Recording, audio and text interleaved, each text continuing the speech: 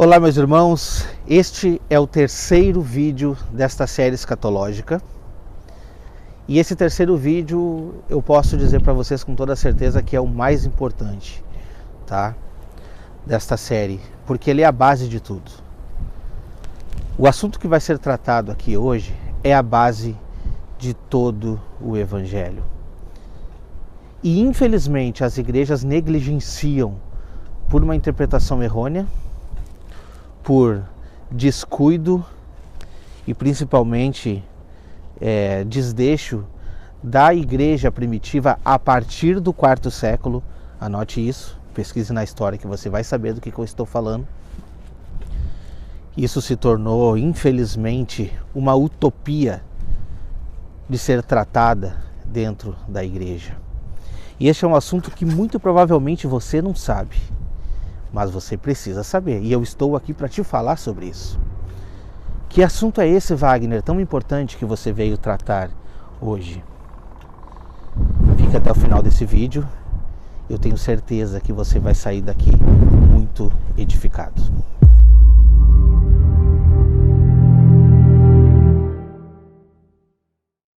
Eu sou Wagner Olmos, do canal Remanescente, e aqui nesse canal nós tratamos sobre Adventismo e profecias. Antes de qualquer coisa, peço desculpas se tiver algum barulho de vento, porque eu estou gravando numa área externa e muito provavelmente o microfone vai captar. O microfone está aqui, ó, né? Já é um pouco melhor do que o microfone da câmera do celular, mas provavelmente ele vai captar um pouco desse som de vento. Mas eu não queria perder essa oportunidade de um céu limpo para trazer para vocês essa mensagem também, ok? Vamos lá, direto ao assunto. Que assunto é esse, Wagner? Que a igreja primitiva distorceu, que a igreja pós-reforma distorceu, mas que principalmente a igreja católica jogou na lata do lixo. Que assunto é esse que precisa ser restaurado? O mesmo assunto que foi pregado por João Batista, e o mesmo assunto que foi pregado por Cristo Jesus, e que está na palavra de Deus vastamente, e pessoas sinceras, cristãos como eu, como você que está do outro lado, passava desapercebido. Por quê? Porque nós estávamos sendo instruídos por pastores que receberam uma escola de ensino errada, oriundo de uma formação errada. O que eu estou querendo dizer com isso? Que a reforma não foi suficiente? Não, a reforma em certo ponto ela foi muito eficaz em muitas coisas, né? Tirou aquela primazia da Igreja Católica e introduziu o Evangelho. Então, quanto a isso, tudo certo, tudo bem, né? A gente precisa reconhecer os momentos das fases históricas, né? Agora o vento ficou um pouco mais forte.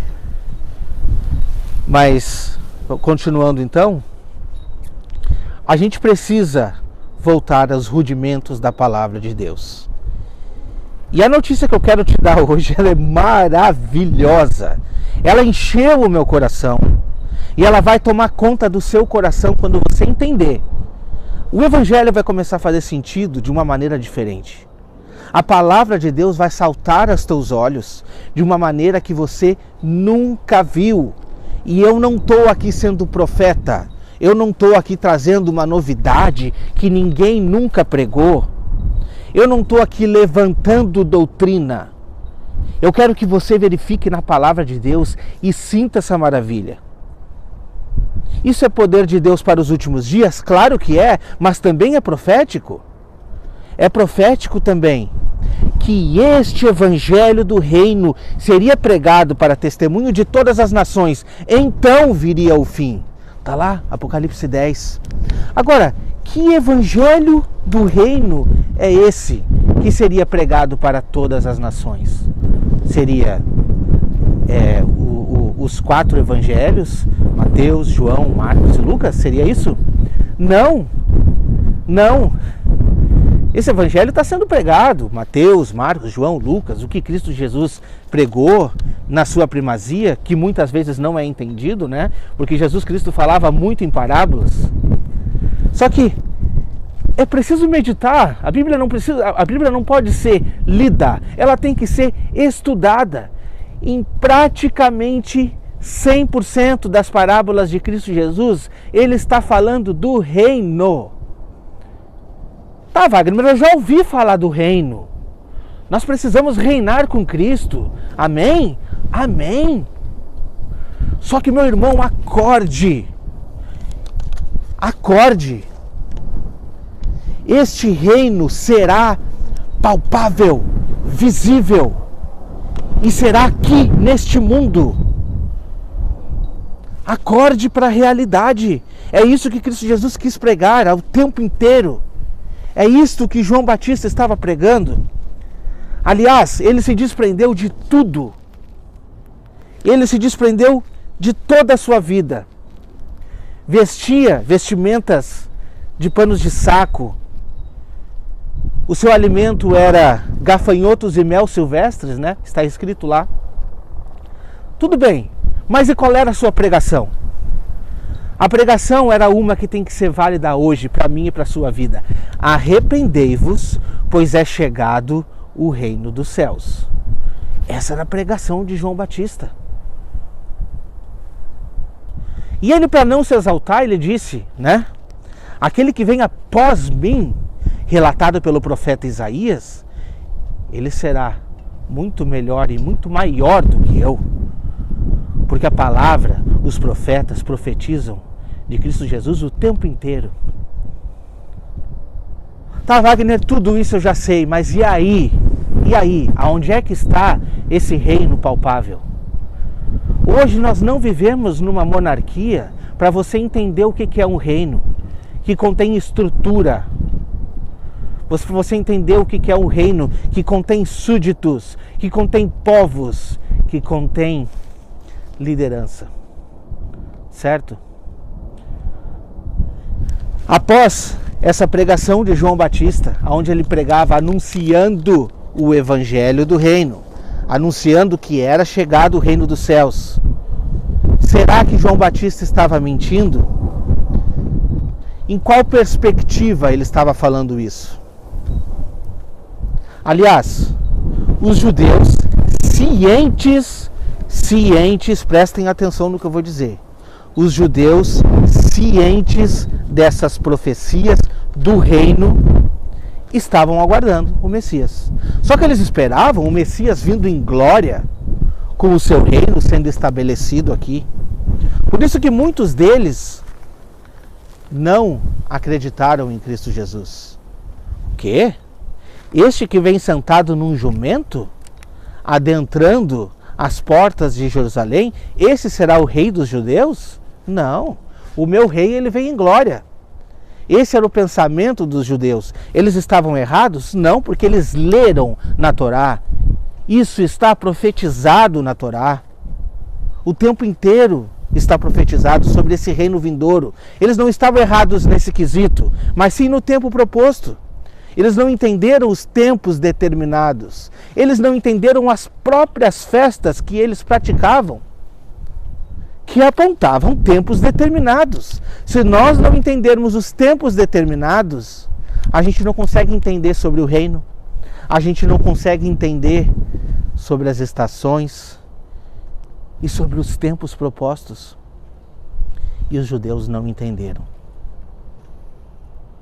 Então, vamos aprofundar um pouco mais esse assunto? Vamos lá? Beleza. Bom, Jesus Cristo foi batizado por aquele que o anunciava. Né? João Batista estava anunciando ele. Quando ele viu, ele disse, tá aí o Salvador do mundo. É este que é o Salvador do mundo. Eu que precisava ser batizado por ti e tu pede para que eu te batize? Né? Foi o que ele falou. Então, Jesus Cristo foi batizado. E qual foi a primeira atividade que Cristo Jesus foi fazer? Jejum e oração. Ele saiu. Ele saiu para o deserto para 40 dias de jejum e oração. E quando ele estava naquele momento mais debilitado corporeamente e mais fortalecido mentalmente, quando ele estava neste momento, o que aconteceu? Ele foi tentado pelo diabo no deserto. Eu não vou abrir aqui todas as tentações para a gente tratar, porque não é disso que nós estamos tratando, mas uma chamou a atenção. E essa precisa chamar a tua atenção. Satanás então pega Jesus, leva até a ponta do pináculo. E como se transportando Jesus Cristo pelas eras, ele apresenta e mostra todos os reinos a Cristo Jesus. E disse assim: se prostrado me adorares, eu te darei todos esses reinos. Não, só um pouquinho. Os reinos eram de Cristo ou não eram? De quem eram os reinos? Satanás mentiu? Não, ele não mentiu. Ele não mentiu porque ele era e ele continua sendo o governante deste mundo. Ele que impera sobre todos os reinos deste mundo ainda é Satanás. Ele não mentiu. Por isso que ele fez essa colocação para Cristo Jesus, né? E que foi, de certa forma, uma tentação, porque, na verdade, é isto o que Cristo estava aguardando. Esta é a promessa final de Cristo Jesus. Esta é a promessa pela qual ele anseia ansiosamente por mim e por você, para fazermos parte deste reino. E aí, por que é uma tentação? Porque Jesus sabia tudo que ele iria enfrentar. Ele sabia da sua caminhada, que era uma caminhada de morte. E agora Satanás chega para ele e diz assim, ó, tu pode evitar tudo isso. Se prostrado tu me adorar, eu te darei todos esses reinos. Mentira. Ele não daria. Certo que ele não daria. Mas ele não mentiu que ele era o dono desses reinos. Ele não mentiu. Tanto que Jesus não repreendeu ele nisso. Ele repreendeu no quesito de adoração.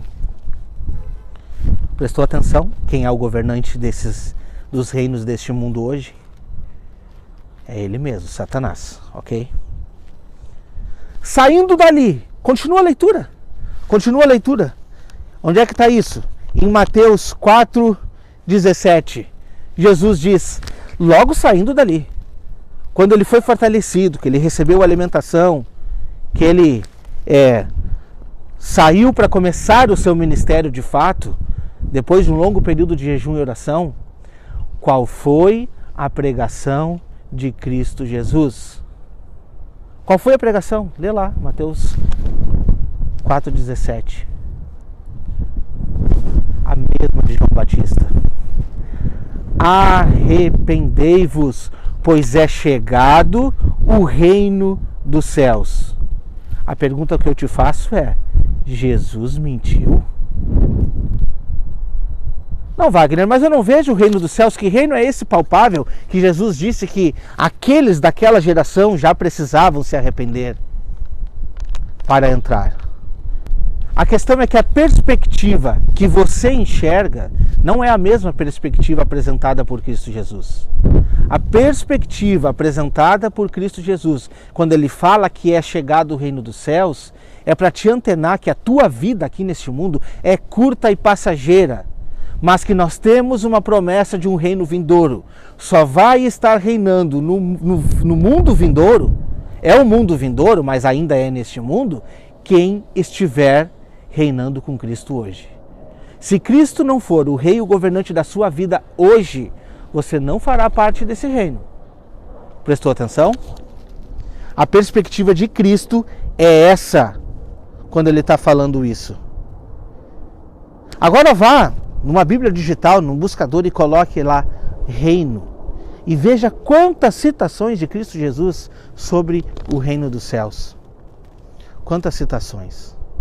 Ah, Wagner, mas eu ouvi falar Jesus dizer que não vem o reino com visível aparência. Só um pouquinho antes de você continuar com essa ideia. Leia todo o texto. Leia todo o texto. Leia todo o texto antes de você continuar com essa sua visão. Porque no mesmo momento que Cristo Jesus coloca esta posição, no mesmo momento que ele coloca essa posição, ele deixa bem claro no texto que ele está sendo interrogado por quem? Pelos fariseus. Quem eram os fariseus? Uma seita religiosa dos judeus. E eles entendiam sobre o reino. Então, a interrogação deles para Cristo Jesus naquele momento, ele é uma interrogação, digamos assim, ó. Tá falando sério, Jesus? O teu reino vai ser estabelecido aqui? Eles estão debochando de Jesus na cara de pau. E Jesus Cristo está tentando introduzir eles no reino naquele momento. Mas passa 2 versículos e começa a prestar atenção no que Jesus começa a dizer a partir de então. Olha lá o que ele fala. Que é necessário que ele padecesse por muitos sofrimentos antes que chegasse o grande dia do Senhor. Ah, o grande dia do Senhor. O grande dia do Senhor, onde ele iria restaurar todas as coisas. Está ali. Ali está descrito tudo o que vai acontecer antes do quê? Do grande dia do Senhor. Que dia é esse? É o dia da sua vinda. Da sua vinda. Jesus Cristo vem a este mundo. Jesus Cristo vem a esse mundo. Mas a discussão ela continuou por muito tempo e esse é um dos motivos pelo qual eles buscavam matar a Cristo Jesus, né? E aí ficavam com aquelas picuinhas, disse-me-disse a todo momento, tentando pegar Jesus de qualquer forma, em qualquer palavra, para matá-lo, né? E você vê muito bem que Jesus Cristo se saía muito bem nas suas respostas. Até porque ele tinha um tempo profético discorrido para atravessar, né? E ele precisava que todas aquelas coisas se cumprissem antes desse tempo. Então, finalmente chega o tempo. Jesus é preso, chicoteado, interrogado, mandado daqui para lá. Pôncio Pilatos, Caifás, volta para a mão de Pilatos. E aí chega Pilatos e diz assim, ó: vem cá, Jesus, chega mais aqui. É verdade que estão dizendo que tu é o rei dos judeus? E aí Jesus responde para ele, né? O que tu acha? Mais ou menos assim. Ele diz, não, isso daí é o que eles estão dizendo, tá? Mas eu quero saber de ti. O teu reino é aqui deste mundo? Como é que é o teu reino? Explica para nós. Mais ou menos assim. Eu estou trazendo numa linguagem mais atual, né? E aí tá vindo na minha mente aqui, o que eu estou lembrando, tentando trazer para os irmãos. Onde é que está isso? Anotei aqui também. Em João 18, irmãos. João 18, 36. João 18 em diante vai dizer, né? E aí Jesus diz para ele, é neste momento que Jesus diz para ele, né? Porque se o meu reino fosse desse mundo, eu mandaria todos os meus servos e eles limpariam toda essa bagunça. Praticamente isso Cristo Jesus disse. Mas o meu reino ainda não é deste mundo. Mas agora o meu reino não é desse mundo. Outras traduções usam assim. Por quê? Porque naquele momento ainda não era desse mundo. Mas será desse mundo. Jesus não disse que não vai ser desse mundo. Ele disse que agora não era. Naquele momento não era desse mundo. Ele apresenta ali também servos, né? Porque vão ter servos nesse reino. Você precisa começar a meditar nas palavras de Cristo Jesus. E aí quando a gente vai para as profecias, a gente se depara com Daniel 7, falando sobre o chifre pequeno, que aquele chifre pequeno faz guerra contra os santos, prevalece contra eles, até que chega o ancião de dias, faz justiça aos santos e chega o tempo determinado em que os santos possuem o quê? O reino. Continuando a leitura, continua toda a leitura de Daniel 7, a gente vai tratar desse capítulo por completo ainda aqui no canal, mas vai dizer assim, ó, no versículo 27, que o reino, o domínio e a majestade dos reinos debaixo de todo o céu serão dados aos filhos do Altíssimo, e eles reinarão para todo sempre. Os reinos debaixo de todo o céu, os reinos serão aqui nessa terra. As profecias estão o tempo inteiro falando disso. Os profetas o tempo inteiro falam do reino vindouro estabelecido aqui nessa terra. Aliás, esse é um plano que foi estabelecido por Deus antes da fundação do mundo. Os dias da criação estão apontando isso. O 7º dia da criação, que é um dia sem contagem de tempo, lá no Gênesis, está apontando este milênio aqui na terra, aqui na terra. Quando você vai para Apocalipse 11, que fala dos eventos que antecedem a vinda de Cristo, nós ainda iremos estudar aqui um pouco mais aprofundado. Nós já falamos no primeiro vídeo dessa série, tá? A gente falou sobre isso um pouco lá, né? O que antecede a vinda de Cristo. Agora, quando você dá sequência e você chega exatamente lá no versículo 15, vai dizer o seguinte: a partir do momento que eles veem a ressurreição dos mortos, eles ficam apavorados com tudo aquilo que eles vê. Naquele momento é tocada uma grande trombeta e é dito: os reinos do mundo passaram a ser do nosso Senhor e de seu Cristo, e ele reinará para todos sempre. Os reinos do quê? Os reinos do mundo passaram a ser do nosso Senhor e de seu Cristo, e ele reinará para todos sempre. Essa é a introdução do próximo vídeo, da nossa próxima conversa aqui no canal. Não perca! Qual é o título do próximo vídeo? Ninguém vai morar no céu. Então, se você quer conhecer um pouco mais sobre todas essas profecias, primeiramente, eu vou deixar aqui embaixo o link de um seminário onde a gente trata praticamente sobre isso. Não tem como falar do reino vindouro sem falar de escatologia. Por isso que Cristo Jesus está falando o tempo inteiro. E nós estaremos falando sobre escatologia o tempo inteiro, que a escatologia aponta o reino vindouro. Então, gratuitamente, acesse o link aqui embaixo. São 13 aulas completamente gratuitas. Você acessa aqui, assiste essa playlist com 13 aulas e você vai ter a certeza bíblica destes fatos, de uma maneira que nunca te contam dentro de uma denominação, ok? Já se inscreve aqui no canal, deixa seu like se você gostou. Se você não concorda comigo, apresenta textos. Eu só estou trazendo textos bíblicos aqui para você, sem problema nenhum. Apresenta os seus textos aqui e vamos tentar debater. Agora, não ignore os textos que eu trago. Não ignora, não joga fora esses textos, porque assim fazem todas as denominações. Assim fizeram os pais da igreja a partir do 4º século, né? Porque os que acompanhavam a Cristo Jesus e a pregação dos discípulos até o 2º, 3º século, eles acreditavam no reino vindouro, aqui neste mundo estabelecido. É só estudar um pouco de história, né? Que você vai ter essa consciência também sobre esses aspectos. Então não se esqueça, já se inscreva aqui no canal, se você não é inscrito. Compartilhe esse vídeo. O Evangelho do Reino tem que chegar a mais corações, a mais lugares. Porque quando esse Evangelho do Reino for pregado para testemunho a todas as nações, então virá o fim. E eu estou aguardando ansiosamente. Venha fazer parte desta pregação comigo. Tchau.